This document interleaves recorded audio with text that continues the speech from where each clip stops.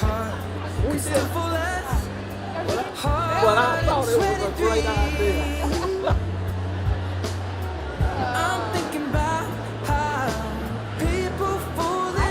All right, we need to start.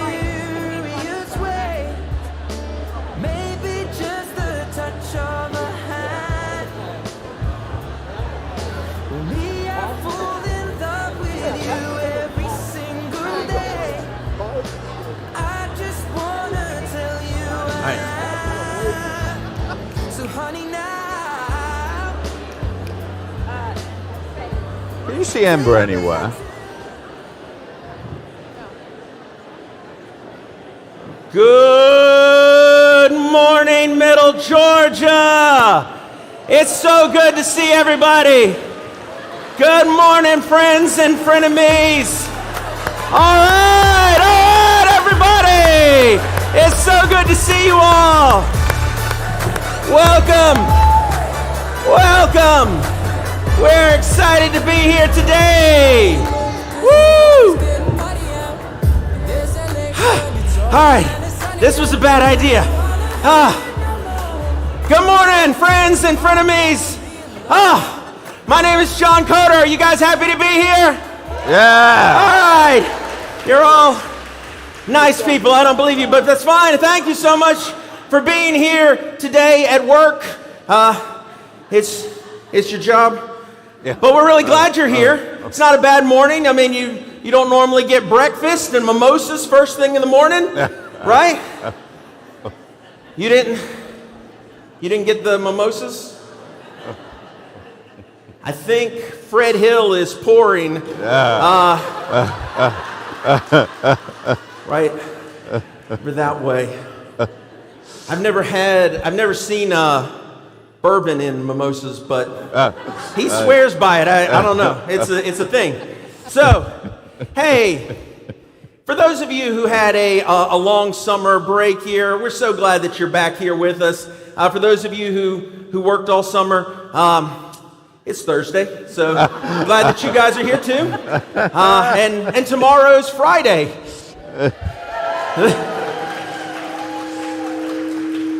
Cool, that sounds great. The first Friday that you've had to work in 3 months, so that's fun too. This is going well. This is going well. So we gather every year this time just to get together so that we can look back on the accomplishments of last year, look forward to what we're hoping for this year. And it's an exciting time as students come back. This time next week, students will have moved in over the weekend. This room that we're sitting in will be full of students that are equal parts excited and apprehensive about this coming year and what their future holds.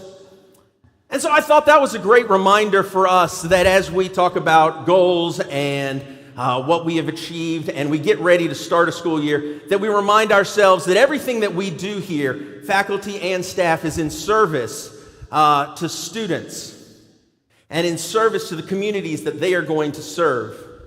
And on Monday, when everything goes crazy, remember that is why that we are here and that we serve a higher calling that is education. So thank you guys so much for being here. Back to school is in the air. How many of you have had to do back to school shopping with your kids? There's nothing quite so fun as back to school shopping. I was in Walmart and saw an old man stabbed with a protractor because he was reaching for the last 5-star folder. You know, the good ones that have the pockets. It gets serious out there. And there is no greater joy than waking up your children only to have them yell at you. Because I wanted to get up an hour earlier too. It's fun for me. So here's what we're going to do this morning just to stretch things out, get ready to go here, have a little fun. We're going to play a little game of Family Feud. We're not? Okay, legal is telling me we're not going to play Family Feud because that is trademarked by the Paramount Corporation. What am I supposed to say? Domestic battle? What? All right. So here's what we're going to do. We are going to play a fantastic game, a non-actionable game of Survey Says. Woo! All right, so here's what's going to happen. In just a second, you're going to hear this music. Now, what happens with this music is this hand and this hand, they feel an urge to come together. Don't fight that. Let's lean into it. I'm going to take a lap on the bike. I'm looking for volunteers or folks that were voluntold just a few minutes ago. So if you were voluntold to come on down here, come on down here. Let's go, let's go. Who's playing Survey Says? Woo! Come on down. Come on down, come on down. Come on and play Survey Says with us. Let's go. All right, anybody else want to play? We're playing Survey Says. All right, looks like we got some good-looking teams up here. Hey, y'all make some noise for our volunteers. All right. Woo. All right. I'm on a tricycle for some reason. All right, so here's what we're going to do. We're going to divide them up. So you guys head this way. Y'all come up with a team name.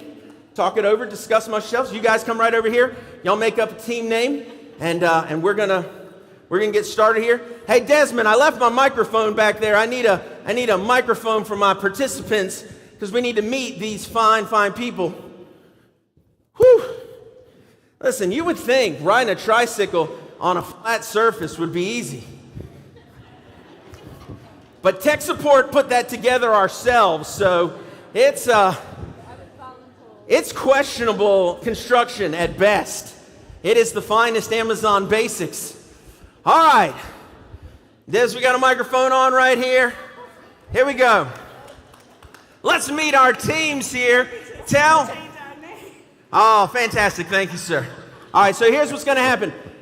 Tell me your name and what department you work in. Rose Brown in the Department of Mathematics and Statistics. Wanda Green, Department of English. Jeannie Ruggiero, Academic Affairs, Student Success. Woo! Shelley Hopko, Department of Nursing. Jeremy Edmond, Enrollment Management Admissions. You heard him over there. All right. I'm Rick Devins, and I work in marketing and communication. All right, take it down a notch. Take it down a notch. Hi, I'm Alex Reardon, and I work in admissions. All right, we're stacking the deck with admissions here. Gary Fergandy, Facilities. Facilities. Stephen Swanovic, Academic Affairs and Department of History. And I'm Neil Rigoli, Department of Information Technology. All right. So we know how Not Family Feud is played. What's going to happen is we're going to put a cue up on the screen, and the teams will have to guess the top answers. Don't put the question up. They have time to think about it. Hit clear. Don't look. Nobody look. Nobody look. Clear in the top right-hand corner. There you go. All right. So now that y'all have seen the clue, each team send me one person up here. Send me one person up here to do the first round. All right. We have the very scientific hand slap. We're gonna see the clue that you haven't already seen. You're gonna slap my hand, and whoever gets the higher, you guys will get to play for your team. So let me see the first clue. It is something you might do to prepare for the first day of school. Rick, what is it? No, you don't get to it. Look at this. Pick out an outfit. All right, pick out an outfit on the board. There we go, new outfit. All right, so there is one answer up there. Tell me what it is. Shop for school supplies. Shop for school supplies. All right, so we're going to go over here to this team. All right, here we go. So we got 2 answers on the board. There's 3 more answers. What is something you might do on the first day to get ready? Do I get to convene with Nope. you? Okay, great. And this is all you. Love that. Okay, I know, right? Check in on my hygiene. Check in on the hygiene. Get a haircut! All right. Gary, what is something you might do to get ready for school? Pack your lunch. Pack your lunch. Pack your lunch. Oh. Hey, unmute the production PC. Because we want to hear that wonderful X sound. All right. Click on the X again. Let's clear that out. All right. Something you're ready to do. Have a good breakfast. That's a good one. Good breakfast. And oh.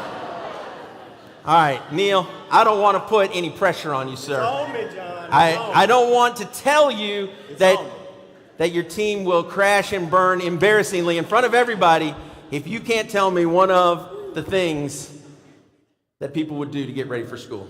Get a good night's sleep. Yeah, that's what I was going to say. Get a good night's sleep. Is it on the board? Yeah. It is on the board. All right, Rick. Two strikes. Check your schedule. Check your schedule. That's a solid one. That is a solid one. Is it on the board? Oh, would be a good one. All right, you guys can convene. There are 2 answers on the board. All right. Wanda, y'all have convened? We have. What is your answer? Meet the teachers. Meet the teachers. What do we got up here? Oh. Ladies and gentlemen, the winners of Survey Says. Thank you guys so much. You guys can go have a seat.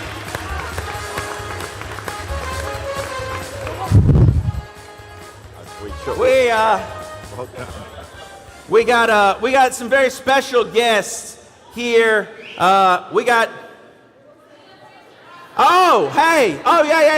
By all means, get it back up. We got to see what the other 2 answers were. Yeah. What's number 6?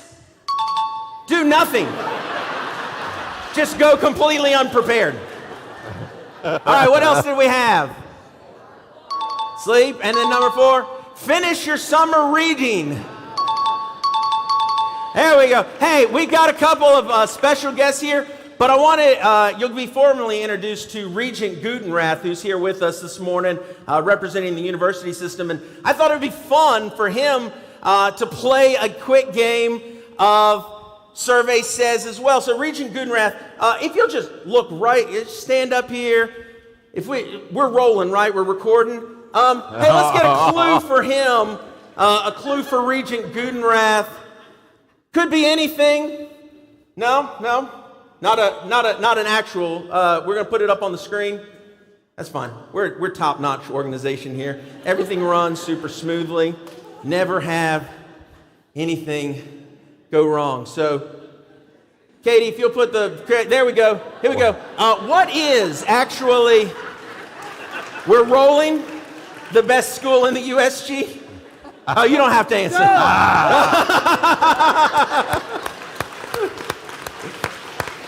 No, this is going well. This is going great. That's exactly how we did that in rehearsal. Everything went fine. Oh, look, a tricycle. I can get out of here. Hey, I'm super happy to introduce a fantastic coworker and a great friend. Our director of our library, Miss Tamitha, is going to come up here and welcome you and MC. Actually, we didn't think she was going to be able to make it. She had a bit of an accident last week. She slipped and fell in the library. She was walking through the non-friction section, and that's a physics joke. No, Tamitha's going to be with us for a long time. Unlike our last library director, who we had to let go because he was always checked out.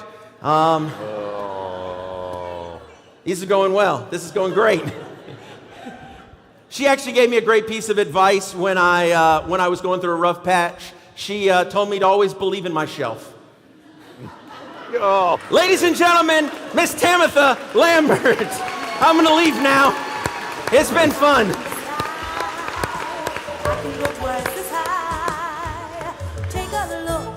The John Coder Show, yeah.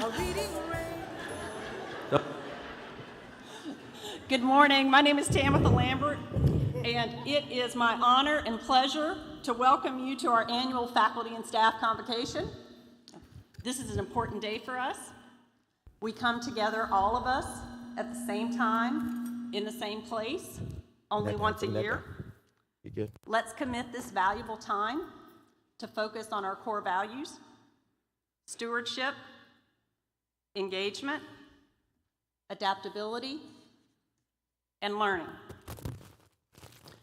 We all know that we face an ever-changing and uncertain economic climate. During these changing and uncertain times, it is vital that we be good stewards of our resources. We will succeed as an institution by engaging with each other, with our students, and with our communities. MGA embodies the definition of adaptability. We must continue to remain committed to continue our academic momentum, academic strength, and serve as champions of our students.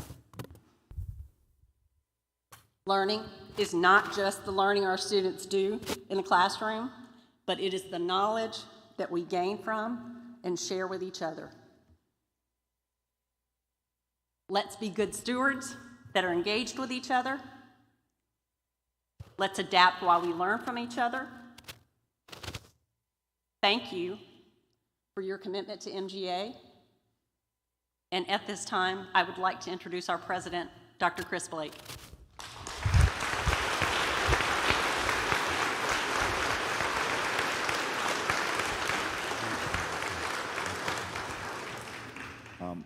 Well, good morning. It is so wonderful to see you again, for us to gather again, and to be here. I'm tempted to say I serve Middle Georgia as the assistant to John Coda, but I do have another role too, which is the honor of leading this institution, which is only possible because of us here in this room and what we do. And with that, we have a responsibility to a broader community in the state of Georgia, which is administered through the work of the Board of Regents. And the Board of Regents hires the Chancellor, and the Chancellor hires the team that makes the university system of Georgia. So to those of you who are joining us today, that is who we are. We are part of a bigger family of 26 institutions. And I'm proud of this institution. I think truly it is one of the finest in the system. And so it is with great honor that before I get the opportunity to share with you some thoughts about the year ahead, I do get the opportunity to reintroduce one of the most important friends we have in the state of Georgia. Regent Alan Goodenrath serves as the representative of the 8th District, which covers Macon and other areas of our campuses. And he has served in a way that has allowed this university to be strong, to grow, and most recently to be recognized by the Board of Regents as not only a state university in name, but also in the economic model that will underpin how we go forward. His leadership, candidly, was the deciding factor in convincing his colleagues on the board that Middle Georgia State needed a level playing field economically. So it is with great pleasure and with great affection that I introduce to you our friend, Regent Alan Goodenrath, to bring greetings to us. Regent Goodenrath.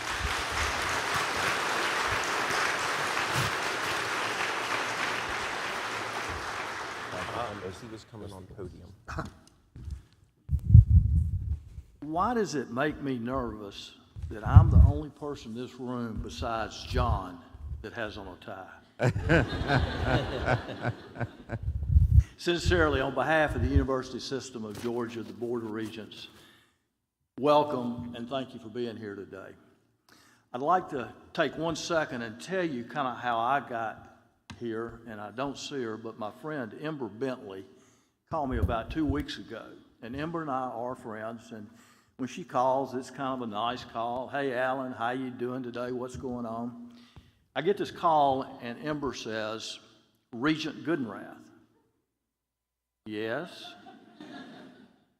How do you feel about the freedom of speech on college campuses. Thinking, Ember, I believe in free speech on the campuses. Where are you going with this? What? She said, well, where I'm going with this is Dr. Blake wants you to give a free speech on August the 4th, 9:45 on our campus. So here I am along with you. On a serious note, the University System of Georgia has a strategic plan, 2025, 2026 now, I guess it is. And this plan has three components or three goals. Everybody in this room knows a goal without a plan is a mere dream. Those goals are to be more affordable, to be more efficient, and to educate and graduate more students. Affordable, efficient, graduate more students. I think, as previously said, that's why we're all in this room, including me today. Educate and graduate more students.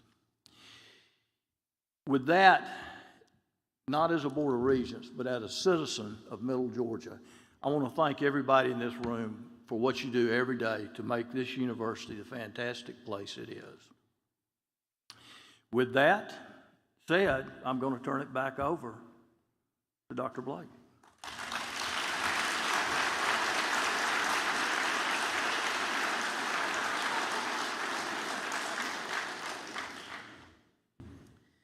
Thank you, Regent Goodenrath, for those inspiring words. And he and I are modeling efficiency. We're sharing the same pair of reading glasses today. I came without mine, so it is my honor to meet with you. And what we are going to do for a few minutes is take the opportunity to think about where we stand right now and what we need to do to address those goals of the system, but also to continue the trajectory that we have been on. And I say we because in the last few days I am very grateful that hundreds of us participated in a short survey. I know, like you, if a survey is long, we don't want to do it. But you gave us your ideas, and we're going to look at those a little bit later, because I think they help tell us where we need to go going forward. And Convocation, you've heard me say this before, many of you, is a gathering. It's a coming together. I would like the theme, as we continue to live with what is now an endemic, and continue to try and shape our behaviors back away from being in isolation and living through the computer screen back into community relations. I would like to make this a time and a place for the year ahead to engage. And engage is not a two-dimensional thing. There are many ways that we do this. But that's the call that each of us in this room have. We must engage. If we do that, we will be wonderful. And so let's spend a few minutes, and I promise this won't be a long speech, but I do want to take us through some places that we will think about what this means.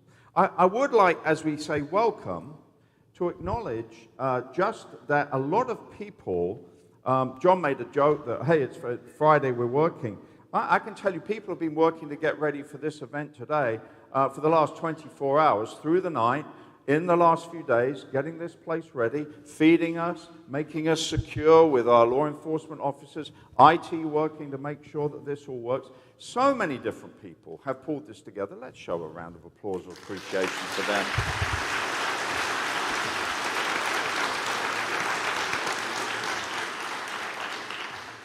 And I also particularly want to welcome our new faculty and staff and our returning faculty and staff. Today we have our full-time faculty and staff with us. And since January, we have had 77 new staff and new faculty join us. They would not have been at Convocation. They came in January, and I met a group of faculty who came this week. So if you are a new member, this year member of the Middle Georgia family, would you please stand so that we can acknowledge you? Please stand so we can see. Thank you. Thank you.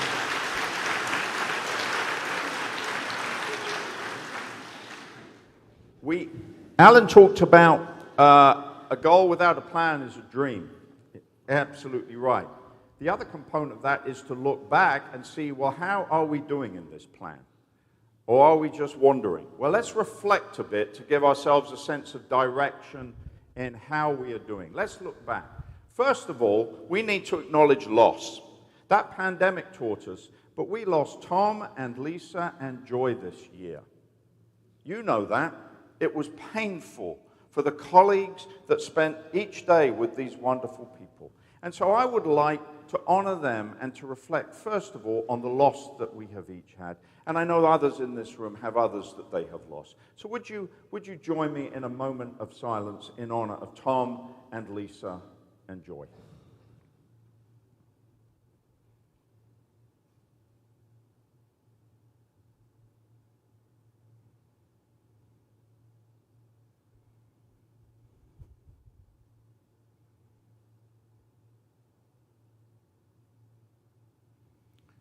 Thank you.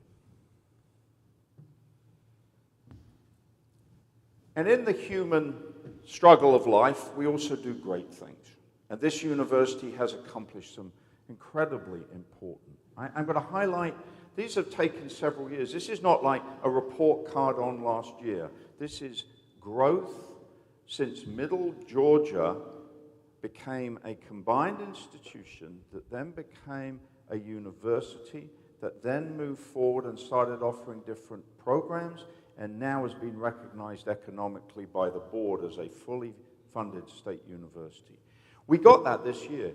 I was at the meeting of SACS when the vote finally and quietly confirmed what was something 10 years ago that would not have been thinkable.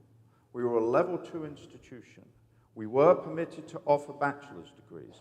We're now a level 5 institution with a range of degrees from certificates and associates through bachelor's, master's, and doctorates. And so the future in this is not only dreamlike, but hopeful. It really is something. And I'm very proud that our School of Computing has got its first degree already, well populated, the DSIT, the Doctor of Science in Information Technology, spearheading that doctoral innovation. I am very proud of this, and this was something that you'll understand was a bit like walking a tightrope. Last year we were able to help our staff with salaries, this year with faculty. We have been able to start moving forward in adjusting our faculty and staff salaries to be able to compete, to retain the excellence. Those of you that turned up this week and that I had the honor to meet, thank you for putting your confidence in Middle Georgia State. We as a community need to make sure that your livelihood is one where your strength and expertise and talent can be retained. And so your experience in the university and your livelihood from it matters to me as your president. And we're glad that we have made significant progress in terms of remuneration. Regent Goodenrath mentioned the work that goes on at the state. We have had extraordinary support from the state, both in terms in the last year of aviation funding and the year before that in the development of our nursing program in Dublin. And that work needs to continue. It has been a strong story that will go on into the future. We now need that state university presence to be able to bring continued resources to support our campuses so that every campus has a thriving program of students, both online and in person. That's the challenge of the post-pandemic environment. You heard earlier me mention about the support Regent Goodenrath gave us. We are now on a 3-year adjustment in which at the end of that, our tuition will be the same as the other state universities. Now that comes with responsibility.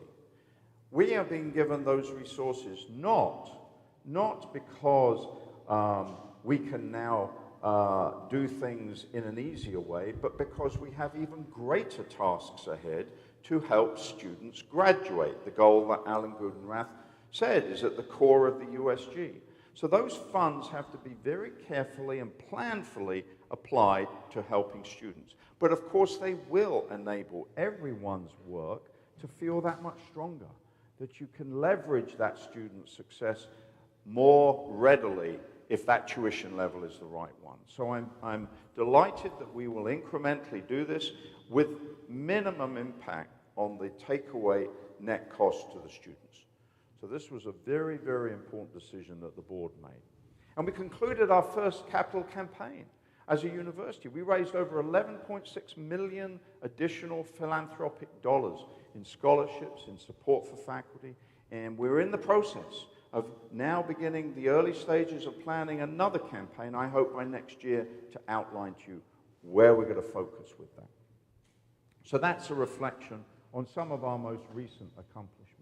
With that, the metrics follow. I mean, we are 9% higher than the rest of the USG in terms of students who move from an associate's to a bachelor's degree, in terms of their graduation, 9% higher than the rest of the USG. We have seen a 33% increase in bachelors and a 134% increase in the number of graduates in the fields of masters. We're doing this affordably, that first principle of the USG. We, on average, our students borrow less than half of what the rest of the USG is. Less than half. And this is the one I like to just sort of give a shout out when you think of the communities. When you think of the changing demographics of our world and the skill sets, we've had 614 graduates with a master's degree leave Middle Georgia State. So I think that those accomplishments are actually measurable. Sorry, you're getting double microphone there. I'll stand over here. Those are examples in number of the success that has been coming along since we had our current strategic plan. Now, this is one I always, to our colleagues who are new, I always talk about the vital signs as of today, as of this morning. And as of this morning, you can see that over the last 5-6 years, our enrollment has had an increase and then an obvious decrease after the pandemic hit. In fact, our enrollment dropped a little bit worse than the other institutions in the system. I'm proud to share with you that while our goal of 8,400 was a goal that a year ago we strove for, I do not think we will get 8,400. But today, as we are in this room, we have exactly the same numbers of students and slightly more credit hours than we had when we were sitting in this room a year ago, on whatever day that was. Just let me go over that again. Look at that bar chart for fall 20 and look how it dropped. In 1 year, it dropped. It would be very possible and risky that it would drop again. Today, we stand exactly flat with last year. We have bottomed out. We're going back up. Not only are we going back up, but let me tell you why we're bottomed out, not higher. For new students and for transfer students, we are already at 220 ahead of where we were last year. Maybe 221, 222, but around that. We've got 220 more new students than last year. Why is that important? Because yesterday the University System of Georgia released its weekly report, and for all of the state universities in the state, all 9 of them, the total number of added new students was 470. Do the math. Nearly half of all new student increase at the state university is us. Give admissions and ourselves a round of applause for that.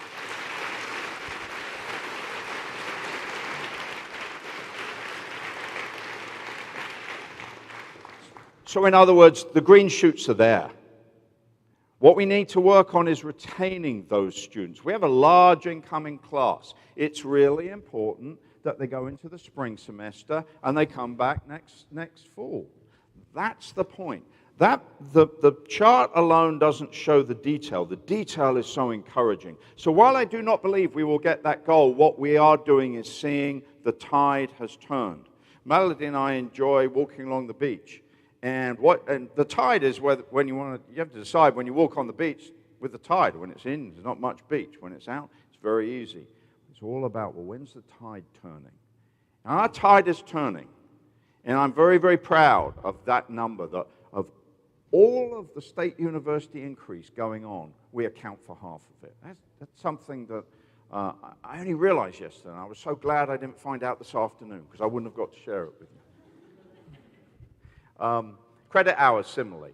We're working well with credit hours. And I want to give a particular shout out for those of you who teach a mixture of undergraduate and graduates. Really important that we encourage our students to take 12 hours or more. If they can do that, we know that Middle Georgia has a lot of part-time students.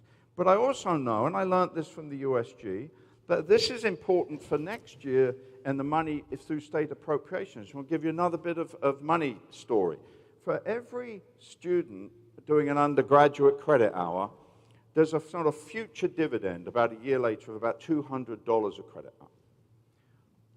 For a graduate student doing a graduate credit hour, it's $800. 4 times more state appropriation generated, which is why it is so fantastic that we have been able to build not only an access institution with associates and bachelors, but now an university that can offer master's and doctoral degrees. This helps economically as well as educationally. You see how that fits together? It becomes complementary. That's why it's so important. And look at the numbers here. It's extraordinary. This chart, I don't need to spend a lot of time on it. You've got associates on the left, bachelor's in the middle, and master's degrees. We have yet to graduate our first doctoral degrees. That will be coming up fairly soon. But if you just look at that, look at the increase. And we have over 1,000 bachelors, over 1,000 bachelor's degrees awarded in FY22. First time we've ever got over 1,000. And you can see the growth going on over 200 in the master's degrees. So I want to stress, this is important. We're an access institution. We need a strong associates culture. We need to be able to help students who otherwise wouldn't think of coming to college. We need to be an open door, but then we need to be able to help them move on, which is why we're 9 times higher in terms of the rates of students going from associates to bachelors, 9% higher, not 9 times, 9% higher than the rest of the university system. And this one, I'm not going to get into the details here. The white part is the students that we retain at Middle Georgia State, and the initial cohort is the yellow. But what this shows, and what the provost, David Jenks, and I have talked about at length, and will go on working with you to try and find out, is how can we make sure that our retention of our first-year students increases? We have a big class coming. We have a big class coming. The most important thing after making them have a wonderful educational experience this year, the next most important thing is what? Back next year. Faculty, advisors, staff, we need your help. That's all about thinking strategically and planfully around making sure they progress and they come back. So that's our kind of work of engagement in a way. In a nutshell, academically, the retention issue is one that we've got to look at and put energy in. And it was this that we were able to say to the Board of Regents and the USG, we need to have an economic model to do this. This takes effort. This takes resources. Now we have those. Our fiscal progress, it looks like in FY22 that we were really rich. What that actually means is a lot of COVID money. A lot of COVID money. Amanda Funches is getting worried that I was about to say, we've got to get back to that. That's a lot of the support around the nation that we received in terms. And you can see that actually our budget for this year is pretty much flat. Different elements. And I will say this. Our state appropriations, which is great, we want to give thanks to the General Assembly and the Governor, because that's the salary adjustment that the state of Georgia made to all its employees. That's embedded in that figure. That's embedded in that figure. But you can see, look at our tuition and student fees. We have budgeted, despite the first step, because of the tight enrollment, that it's still at a level what we would hope it would grow. It's possible that our tuition and student fees is going to be slightly down on last year. Slightly. We'll manage it because we're good. But it's going to be another year where it won't feel like that there's lots of resources yet, but the shoots are there and they're coming. And this is, of all the charts I show, I like to say this, and we were honored to have a visit over the summer. On a very hot day, we had Chancellor Sonny Perdue come. Without his team, he came alone, and he visited Eastman and the School of Aviation. Then he came to Macon, and he visited with our, I'm going to say it my way, the respiratory therapy department and the nursing department, and he went to the enrollment center. We had a long day with Chancellor Perdue. And the proudest statistic we were able to share is that we have the highest percentage of money spent on classroom and online experience than any other institution in the USG. 51%. And that doesn't include the other support that we've been saying. We also need help with student services, with academic support. I'm just saying in terms of the actual classroom, our budget's 51%. We're higher than every other institution in the USG. So let's be celebrating what we've done in these short decades since we became a single institution across 5 campuses and across the online medium. Let's just take a breath and think of what we have done. And we've done that because we had a plan. As Regent Goodman said, it would have been just a nice idea, but we put a plan and we called it Elevating Middle Georgia. And it actually boiled down to three main buckets of ideas. It wasn't complex, which is why it's so interesting to hear what the USG, for Alan to remind us, because they're so aligned. The first one was grow enrollment with purpose. With purpose. The with purpose, actually, I think is as important as grow enrollment. If you're just growing enrollment, you have a purpose, they're not going to stay, and it was a waste, and they don't graduate. The second one is own student success. Now, by that doesn't mean we own it solely. They have to do their bit. But in the past, there was a culture that assumed that learning was the responsibility of the student, and we had to turn up. That's the wrong way around. We provide the reason that they learn. Let's own student success. And one that every day we in this room do, and we're doing now, which is to build shared culture. Build shared culture. We're across 178 miles. We're across the world online. How do you create communities across 178 miles, 5 campuses, 40% of your students wanting to do online classes? We're doing a great job because everyone in this room has learned that we can be complicated. We can be both and. We can be in person and online. We can be residential and commuter. We can be first-time student and the returning parent at the age of 40. And somebody that then thinks, I work in IT, can I really get a doctorate? We can do those things because we are building a shared culture. So as we come to the end of this plan, and this is the final year that this plan it has its life. We're coming to the end. And this time next year, we will gather and we will look at where we're going. But I've got some clues that I think I'd like us to look at very briefly now. Do I have time? Yes. Moving forward, what does success look like? I asked you in the survey, what would success look like in 5 years? We know that our current plan, Elevating Middle Georgia, has got us to a great place. So it's really important in the next year that we do this planning process correctly.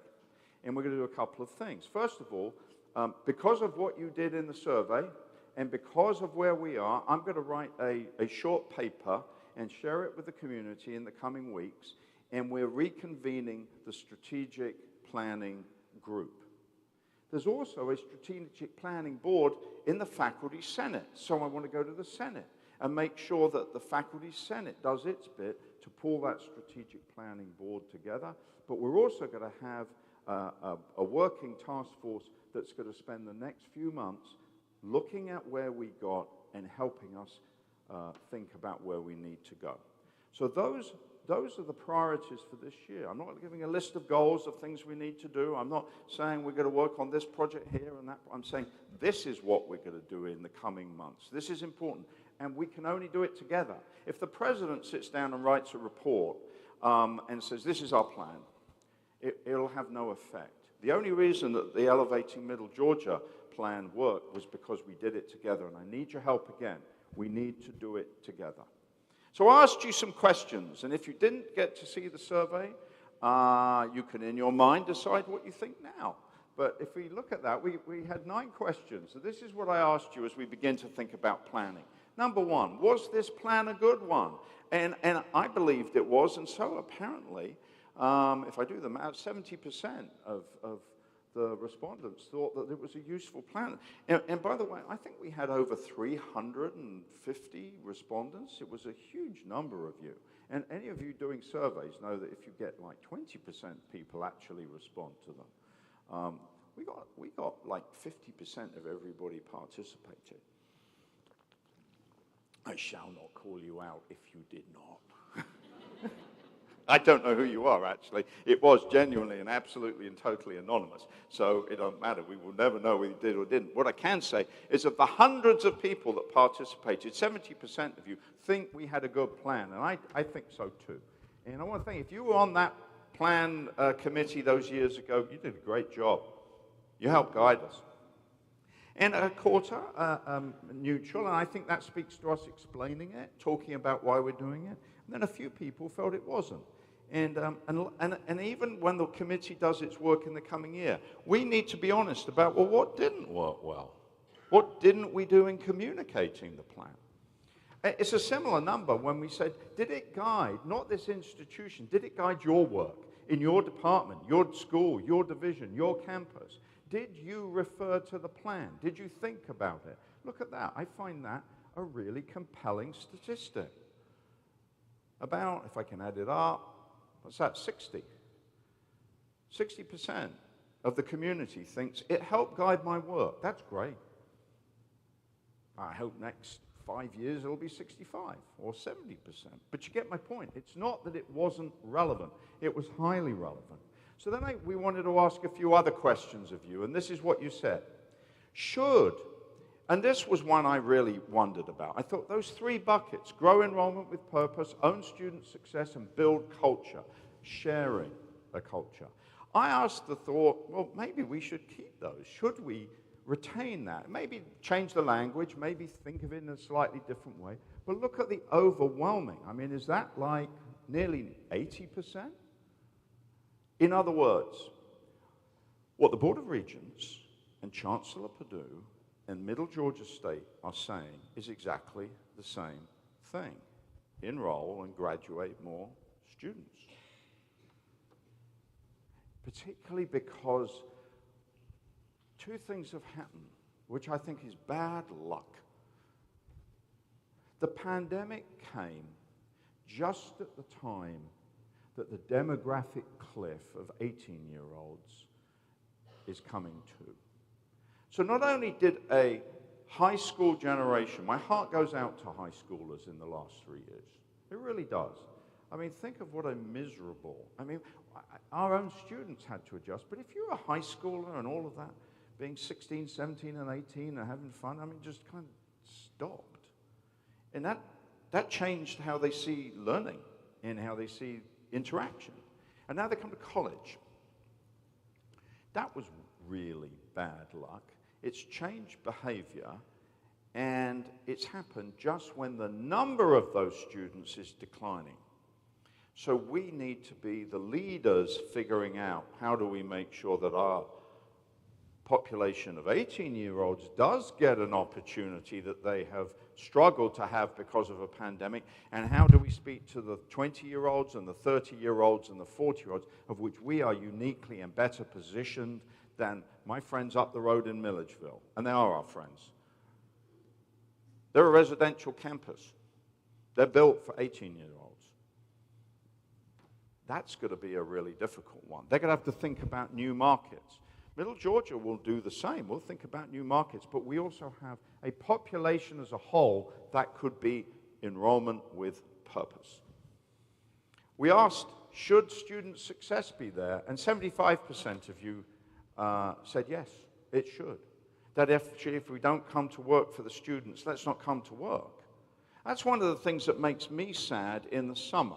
Sad, that sounds a bit emotional. Makes me a bit concerned, is that in the summer, we have now like 98% of our students studying online, doing online degrees, and our enrollment was down a bit, and so was everyone else's. Well, what does that mean? That means that these beautiful resources are quiet. They're quiet. It means I don't wear a tie in the summer. But I would much rather have people. I miss people, as you must have done. And so we've got to figure this stuff out. But student success, we have to define and understand it. And the final judgment of success will be whether they walk across this stage and shake hands. And I will tell you, as you know, as you come, about 3% of them find it impossible. Jed and Diane from the registrar's office, we have a little giggle about this. About 3% of them find it impossible to leave the stage. Some of them literally once walk through the diplomas that the registrar has. About 5% of them I have to pull back because they don't get their photo taken. They miss the photo. So it's a kind of like, you don't fall asleep at commencement, for sure. But that aside, I'm being flippant. Having them walk across the stage is the final judgment of success. And even if they take longer than 4 years, which many of them do, it doesn't matter in life. They get their degree. We asked you, should we build shared culture? This is the highest percentage of all. I'm so proud and grateful to everyone in this room. We want to build this university. We want Middle Georgia State University to mean something, to have an identity and a culture behind it. And look at that. That is a very, very large amount of agreement that we should continue this story. And then we asked a question that I think is going to be of value to our strategic planning group and to the administration, that our scorecard on how we're doing can be better shared and understood. We're doing some good things that we're not quite getting out there. Look at that. Only about half of the room feels that we're doing an okay job in providing awareness. The other half thinks there's room for improvement there. And there is, I agree. So that will be one of the things I'm going to want to talk with as we do strategic planning, is how do we communicate progress? What does that look like? This one, even more. I'm actually kind of pleased. We like our current vision statement. Our vision statement is about extraordinary learning, building communities, and graduating students. And many in the room feel, I'm not sure. So that is an interesting piece of discussion about the vision of the university, which tells me that the vision isn't bad. It's worked. So the old adage, don't fix what ain't broke, maybe that applies here. And similarly, even more so with the mission statement, with 28% of respondents saying, don't change the mission statement.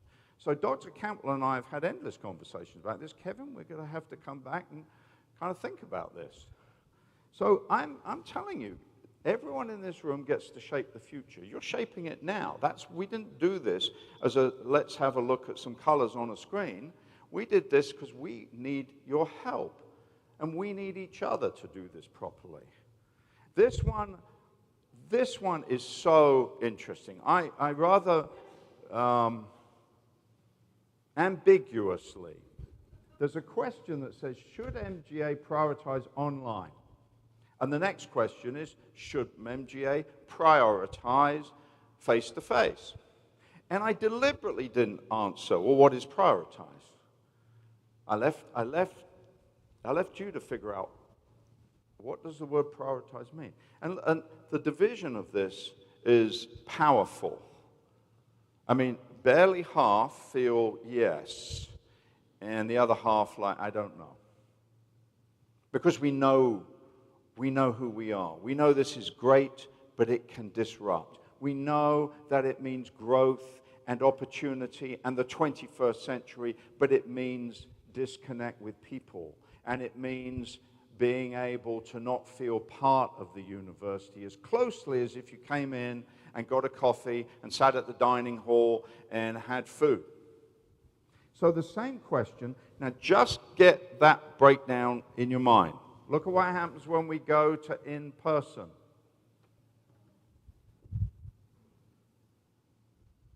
More of us feel this takes the edge.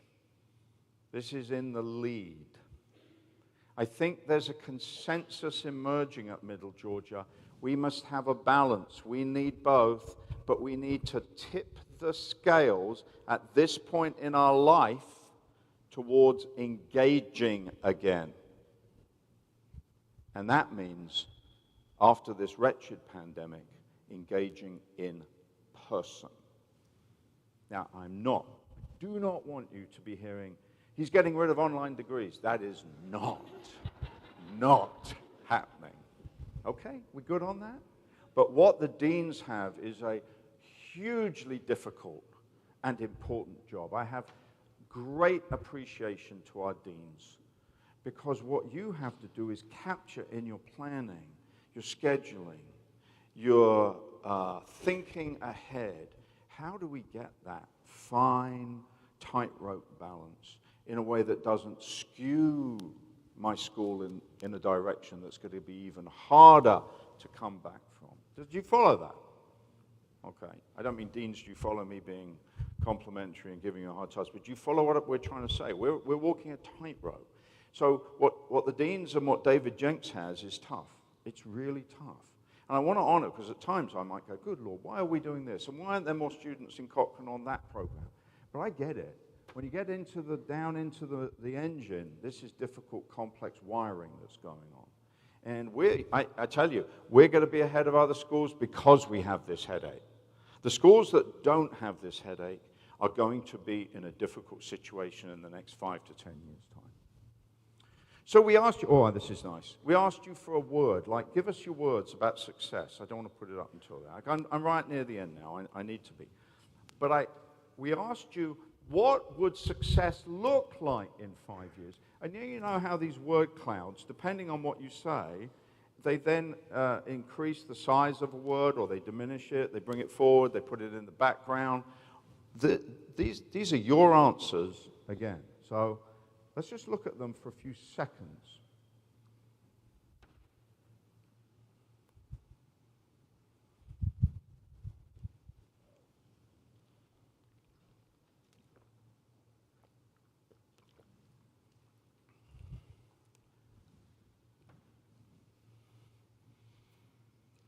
Anyone, this is a silly invitation, anyone want to shout out a comment about any of these? Tell me what they think is the most important one. Say it again. Students, yes. This is brilliant. I didn't plan this stuff, but it all comes back. I mean, we really didn't. We didn't, I didn't know John was going to start off with the student speech. I didn't know that Regent Goodenrath was going to talk about we're here because of students and graduating them. I didn't know that 2 days ago we were going to say them, put them in the middle. That's the reason. And yesterday when I met the faculty, a new faculty member, she asked me, and I've been thinking about it. So whoever you are, please come up to me afterwards, reintroduce yourself. It was such a good question about, what basically, how do you advise we work with students? What do we need to know about students? It's just been going around my head for the last 24 hours. There is no one student. There is no archetypal student. They're people like us. And they're in different places. And if we don't engage in those places, they're not going to become good students. So it's a great question, whoever you are. And I won't embarrass you by calling it. But please do come by and introduce yourself again. This says a lot for the committee to look at. I love it. I love that we have students. I love that we have the word faculty. I came up through the ranks. The relationship between the student and the faculty is the defining relationship of the future strength of the university. And if it's strong, it's going to be a strong university. And if it's weak, it's going to be a weak university. And so here we have some clues, and I'm grateful. And by the way, if people like, we can come and do another survey in 6 months and see, the committee might decide to do that. That would be their choice. And we asked you other thoughts, and the same thing, we got students. So they're not with us today. They're not with us, but I'm getting with Jennifer to meet the SGA, I think next week or something like that. And we're going to start talking with them and getting there and spending more time again with them. And they're coming back this weekend, moving in, and then they're going to be in our classrooms next week. So those are the thoughts. And why does that help us get up in the morning? And I think the answer is because, as Charles Dickens, I gave you a Dickens quote a year ago. This one, I think, Dickens was at the beginning of the electric part of the Industrial Revolution. Look at that. Electric communication will never be a substitute for the face of someone who, with their soul, encourages another person to be brave and true. What a prophet of his time was Charles Dickens. He sure got the human condition. And by the way, that again, if you're out there teaching all online this semester, I am not asking you not to do that. So we're not against that. The electric communication needs to be there, but so does the brave and true and the soul engagement between human beings.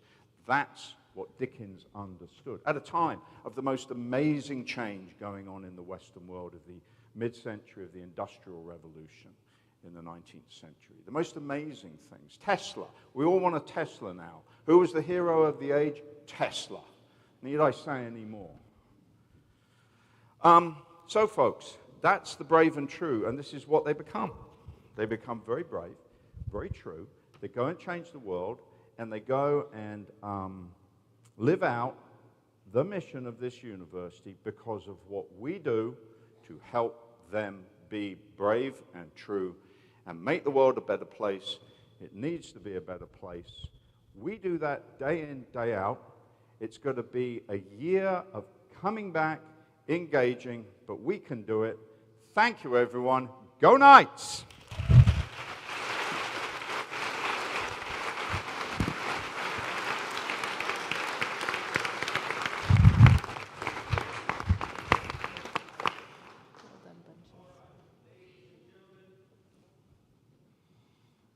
I need to turn my microphone on. That would help. All right, at this time, what we're going to do is we're going to take a picture. Everybody say, ooh. Ooh. Ah. All right, let's not make it weird. All right, so here's what we're going to do. Dr. Blake is going to take his spot right up here at the front. Dr. Blake, if you'll stand right up in that front row. Everybody else, if you will stand right where you are. Welcome our fantastic marketing team to the stage. Thank you, two people. All right, so what you want to do is you want to look up there at the camera. If you can't see the camera right now at the front of the stage, the camera can't see you. So scooch, scrunch, gather in, do whatever you got to do. Rick, do we need anybody to move? Are we good up there?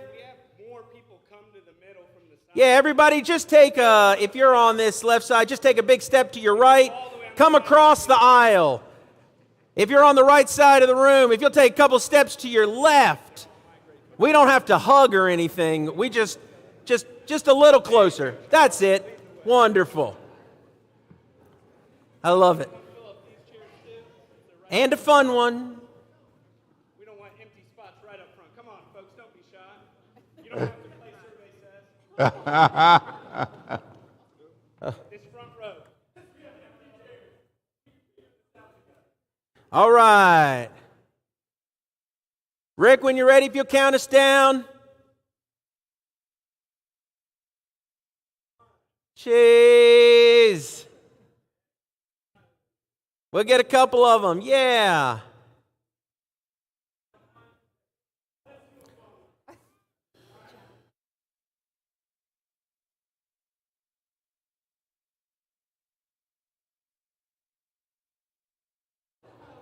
Cheers. All right, everybody. Thank you so much. Hey, we're going to take a 10-minute break.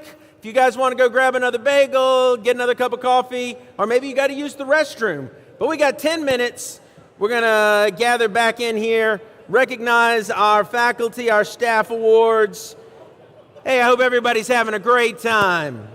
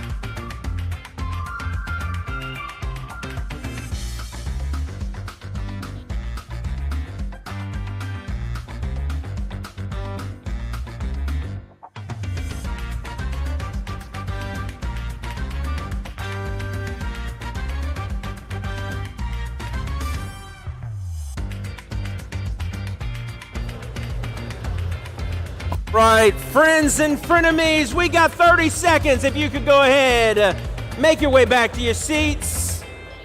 We're going to keep this party going here.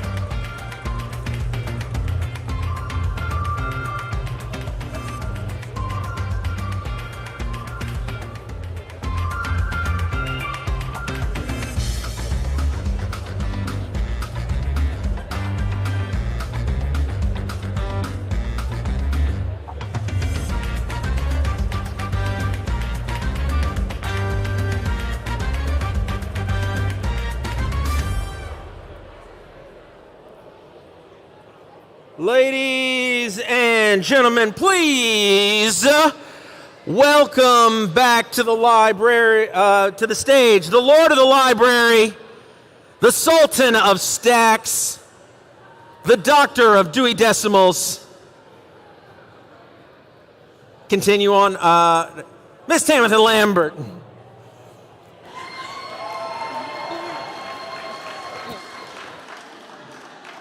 Welcome back.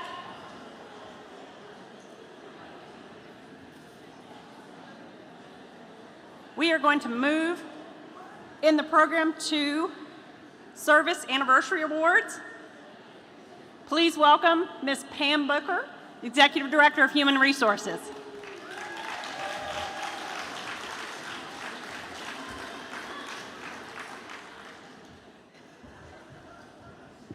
Good morning, good morning. I have the distinguished honor to recognize faculty and staff who have reached milestone service anniversaries. We are specifically recognizing years of service with Middle Georgia State University as full-time faculty or staff. We're going to start with our 5 years, and I'm going to ask that as I call your name, if you will just stand right where you are, and we will recognize you in your seats. At the conclusion of our convocation, we're going to ask all of those individuals being recognized today to meet us down front for a picture. So let's start with our 5 years. Samantha Boswell, Rose Brown, Mary Christian, Reginald Davis, Noah Elijah, Jeremy Fish, Lauren Gray, Jessica Hall, Danielle Ingram, Jonathan Jenkins, Tiffany Leslie, Kimberly Lingelbach, Monica Miller, Jeremy Mills, Avestris Obinion,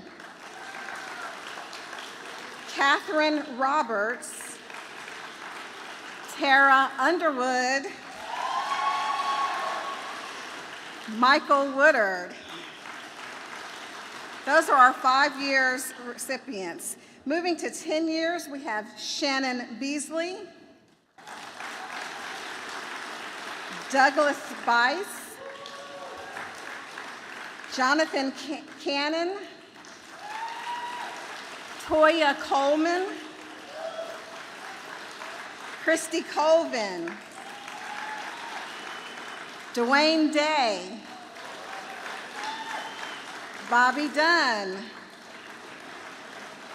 Dorothy Howell, Jonathan Joe, Kim Johnson, Leanne Johnson, Christopher Lawrence, Heather McIntosh, Barry Newton, Andre Nicholson, Jaya Rayo, Laura Terrell, all right, Chantel Turner, Sabrina Wingier, Andrew Wright, and Jimmy Yawn. Those are our 10 years. 15 years. Jason Bryant, Gerald Buffone, Loretta Clayton, Andrew Davidson, John Edge, Christy Falk, Susan Fox, Stephen Fuller, Vincent Gill, Wanda Green, Nancy Green, Ruth Hageman, Matthew Jennings, Stanley Ketchell, Alex Kuhang, Julie Lester, Sandra Little Herring,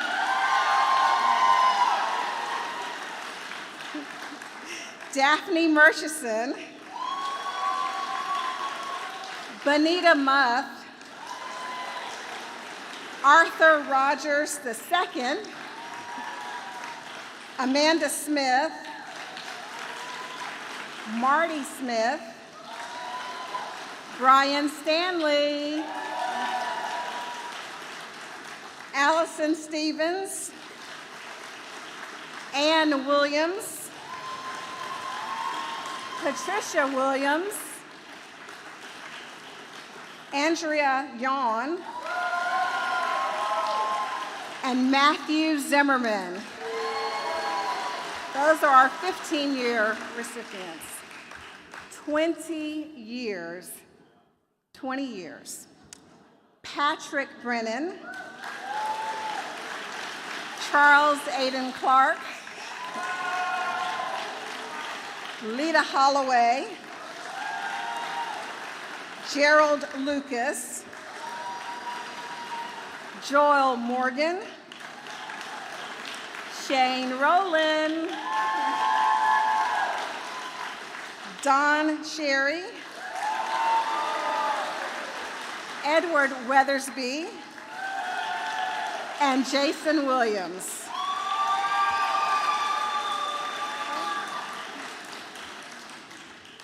$25 years. First, we have Christopher Hornung.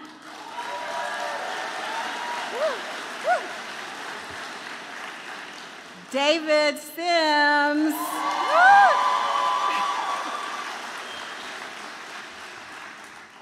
Now we're tell-all, 30 years.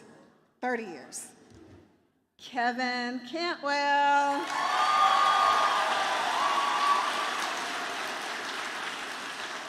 James Decker. Phoebe Ravala. Stacy Starley. Those are our 30 years. And now, can we all stand? We really should stand for this. 40 years of service. Cheryl Siebert. Can we give her a round of applause?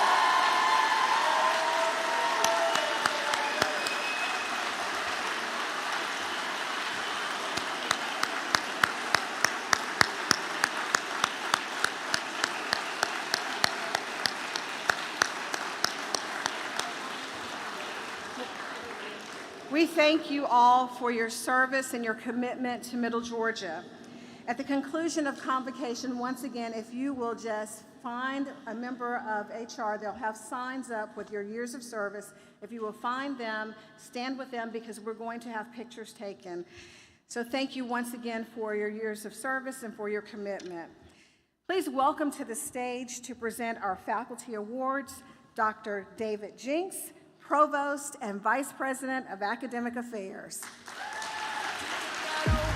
Champagne, find a reason to celebrate right now. Roll out that red carpet, get up, babe. Walk it like you ain't never been knocked down. Yeah. Rain on my parade, go ahead, throw me up. Oh, thank you.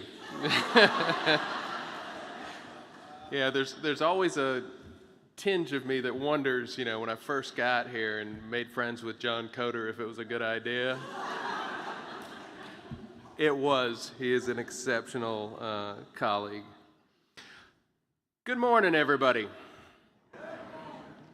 I'm Dr. David Jenks, Provost, and I gladly welcome you all to this afternoon's or this morning's Faculty and Staff Convocation. I have the privilege of presenting this year's Faculty Recognition Awards to several outstanding faculty members who have been nominated by their supervisors, staff, faculty, and students. Each year, the Faculty Recognition Committee proudly recognizes 4 exceptional faculty members for their contributions to Middle Georgia, their students, and the extended community. The first award we are recognizing today is Excellence in Scholarship. This award recognizes a faculty member who excels in scholarly activity, such as research, publication, and prominence in one's chosen field.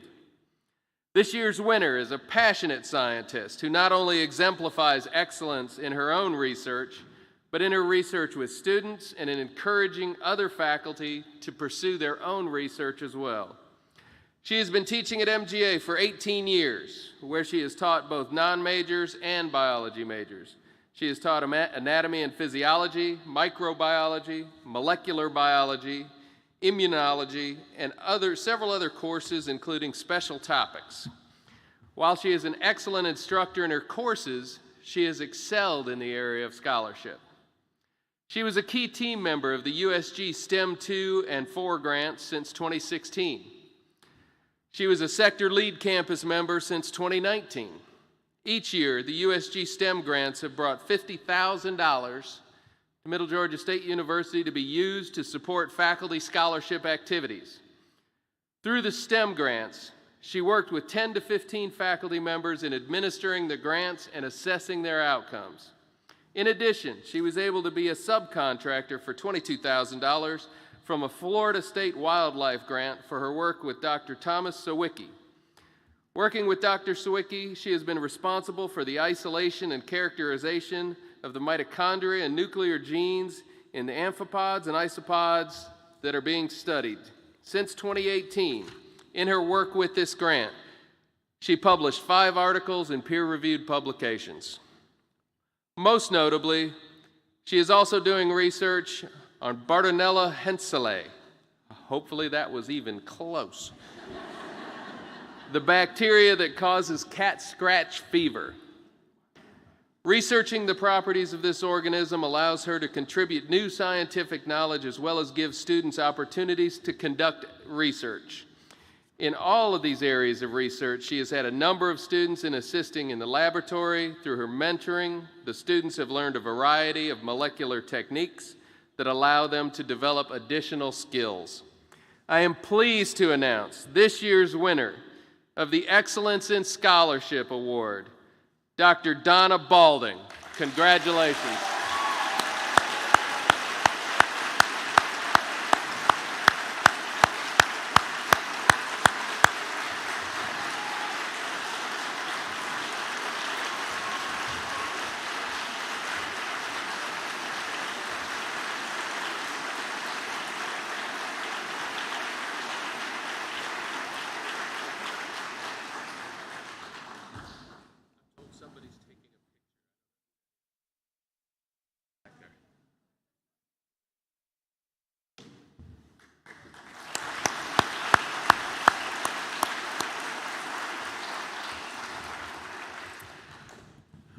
The next award to be recognized is the Excellence in Service Award. This award recognizes a faculty member who has contributed extraordinary service to Middle Georgia State University and/or its surrounding public communities. This year's winner tirelessly supported our students and faculty since his arrival in 2012. From the beginning of his tenure at Middle Georgia State, he was involved in innumerable service opportunities, serving our student body, his department, school, and the institution as a whole. He served as the chair of the Student Media Advisory Board since 2019 and as a faculty advisor for student media. He also supports Night Vision and the Fall Live Review.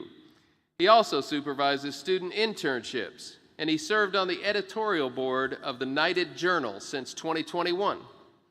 All of these activities are essential to build media and communication students' portfolios and ensure they enter the job market with the skills they need to be successful. This year, he became the coordinator for the brand new master's program in public relations. for which he is tasked to recruit and support students and develop curriculum, among other duties. In addition, he served on numerous committees. He was part of the Student Leadership Conference Planning Committee in academic year 2021. He has been a member of the Student Academic Enhancement Committee since 2019 and served on the Student Affairs Budget Committee in academic year 17-18. He has also been a deputy coordinator for the Title IX Grievance Committee since 2015. In academic year 16-17, he was selected to be a core teaching fellow, followed in academic year 17-18 by core teaching mentor with the goal of identifying best practices for teaching core curriculum courses.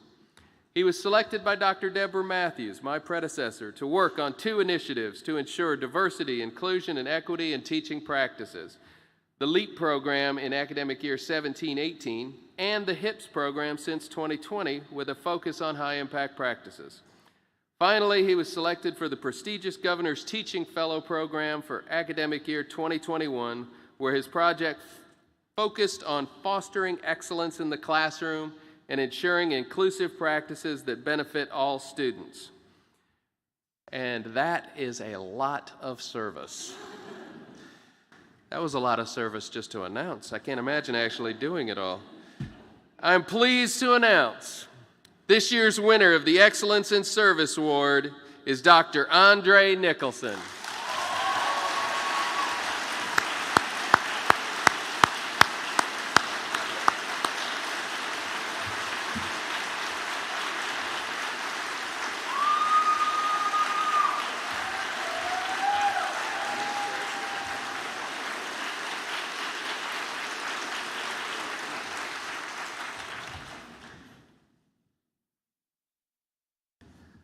The third award being recognized today is the Excellence in Full-Time Teaching Award. This award recognizes a full-time faculty member who provides high-quality instruction and exceptional learning experiences.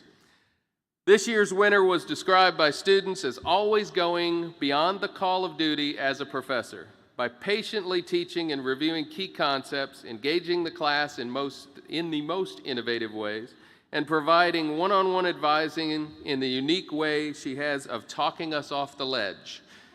She consistently receives high scores on her teaching evaluations, noting the majority of student respondents find her teacher and course presentation to be well organized, motivating, and supportive of critical thinking.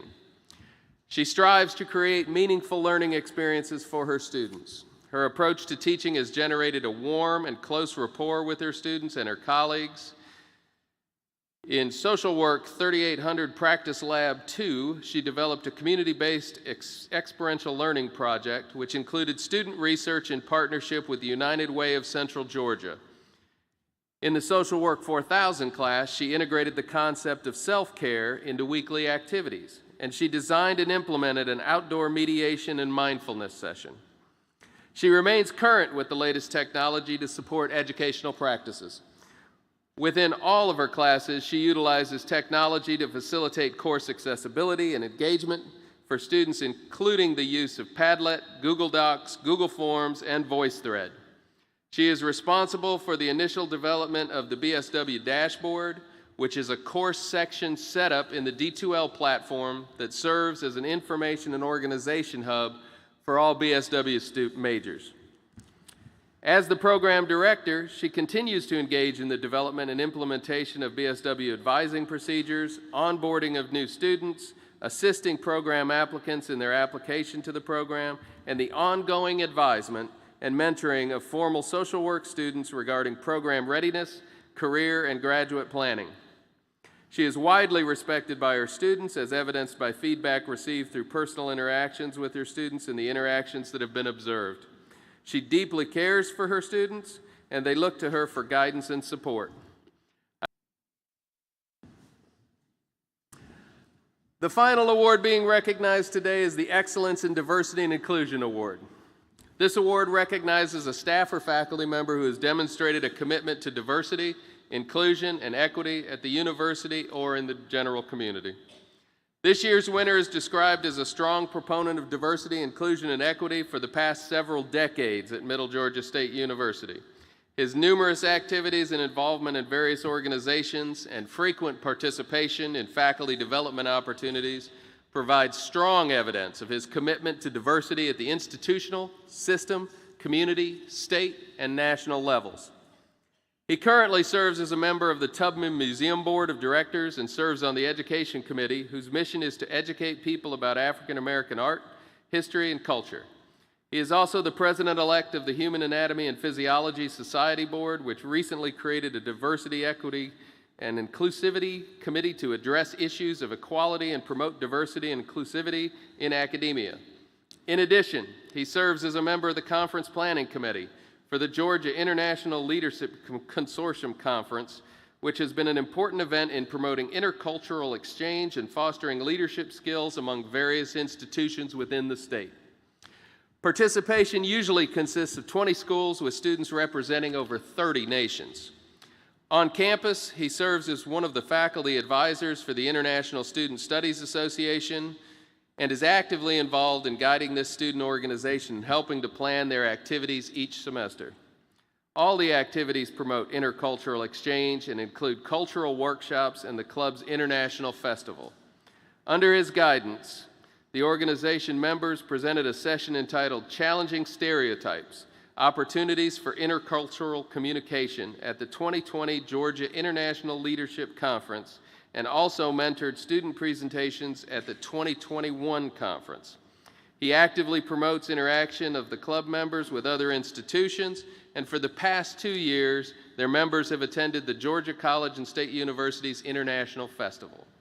In his role of the director of the Georgia Academy, he established a faculty mentor group to support our dual-enrolled students.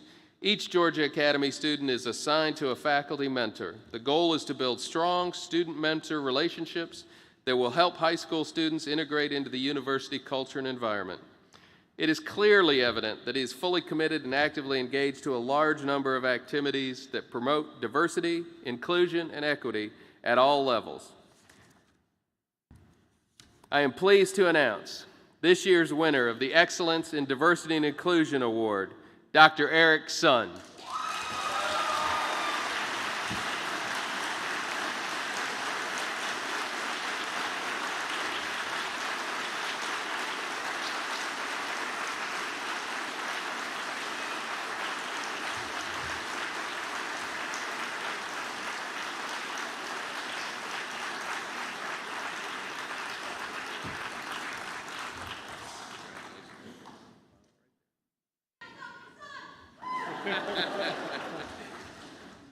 And one final shout out from the crowd.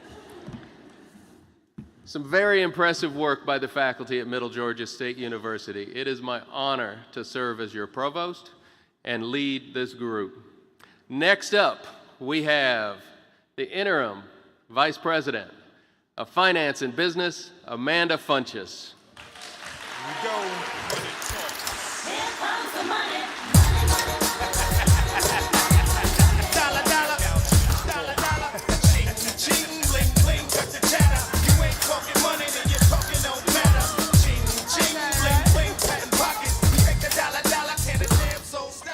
Thank you, John. I think it really depends on who you talk to if I have the money or not. So today I am Amanda Funches, and he says I'm the interim vice president of finance and business. And with me is Jed Edge. He is the chair of staff council who's going to help me present today.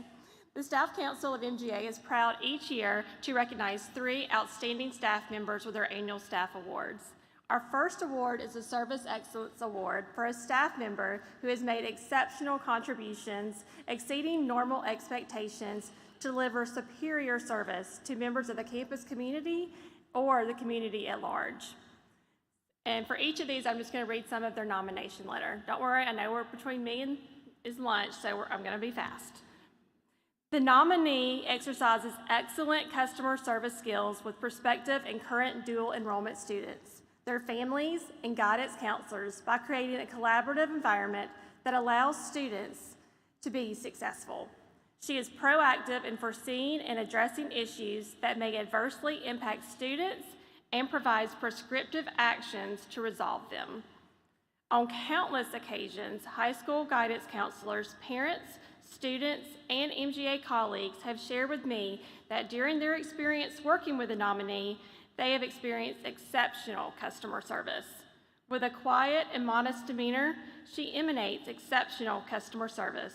That is what she does, and it comes naturally for her. When she interacts with our stakeholders, she works to ensure that they receive value. When working with members of the campus community as a dual enrollment liaison, she goes above and beyond in collaborating with many different individuals in offices across the university system as well as the public school systems around our service areas. She works with multiple offices such as admissions, financial aid, bursar, and registrar. Maintaining positive work relationships with multiple offices is a priority to help ensure all students progress in the program. We are proud to announce the winner of this year's Service Excellence Award is Ms. Ashley Turner.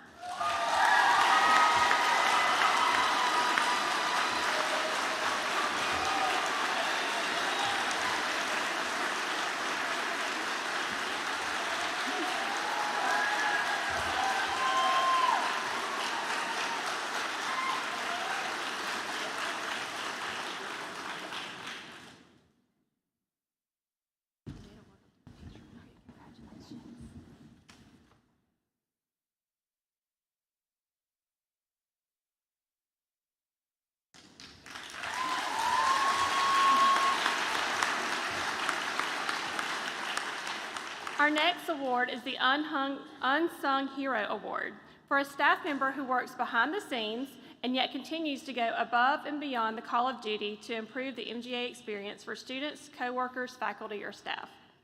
The nominee is the best employee coworker that they have had the pleasure of working with. Her calm demeanor and unwavering work ethic are unmatched. Day in and day out, she is consistent, dependable, reliable, positive, and proactive. No matter how hectic, busy, or stressful the day is, she cares. She genuinely cares. The consistency with which she goes above and beyond within such an inconsistent environment is amazing to experience. She pivots from one job responsibility to another with exacting precision and focused attention to detail. She regularly goes above and beyond the scope of her daily assigned duties to fill in or assist with other areas where help is needed. Why does she do all of this? I suppose some would say she buys in, but the nominator would disagree. She believes in our mission, our students, and our community here at Middle Georgia State University. To that end, she gives unrelenting commitment, dedication, and her absolute best, always. In the complex, busy, sometimes hectic, stressful, dynamic, ever-changing environment that is the admissions office, she is the constant. She is the unsung hero. She is our unsung hero. We are pleased to announce this year's Unsung Hero Award goes to Mesa Negron.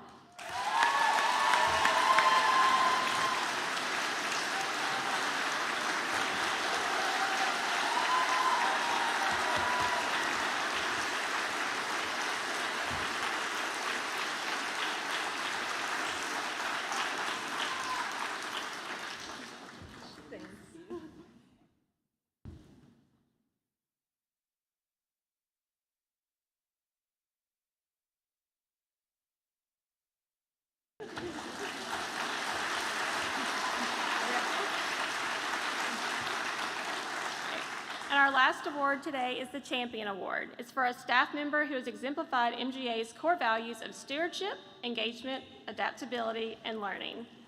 By virtue of her job position, she is often not frontline like faculty, advisors, or other MGA staff. However, she consistently shines brightly and engages others from wherever she serves. She is also fun, courteous, respectful, and very creative. She does a great job providing activities and programming that appeals to all students. She especially does a wonder job fostering a culture of diversity and inclusion and teamwork.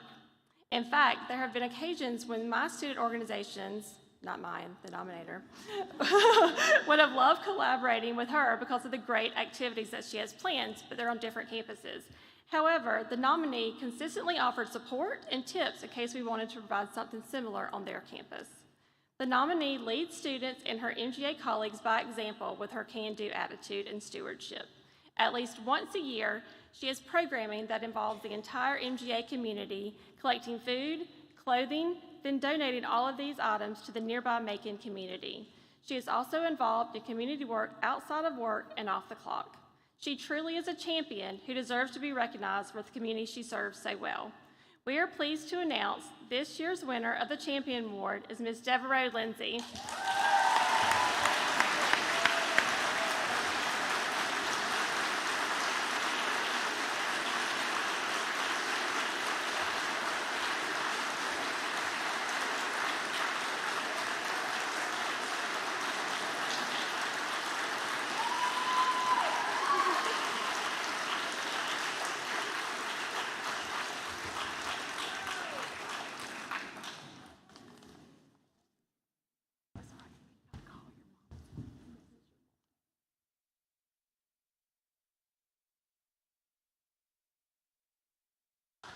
Thank you all.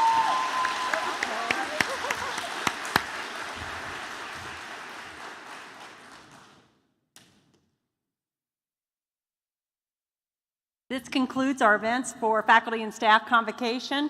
Our lunch is being provided in the Student Life Center. I'm looking for volunteers to help find the missing mimosas. I hope that you have an exceptionally good year.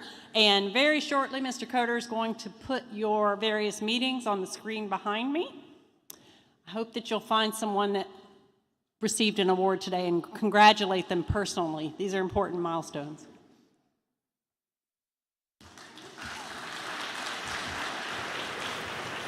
Hey, if you are one of the award winners or the years of service, if you would gather up towards the stage, we're going to get a picture with all of the award winners, all the years of service. So if you just gather up towards near the front, everybody else, you can go get first in the lunch line.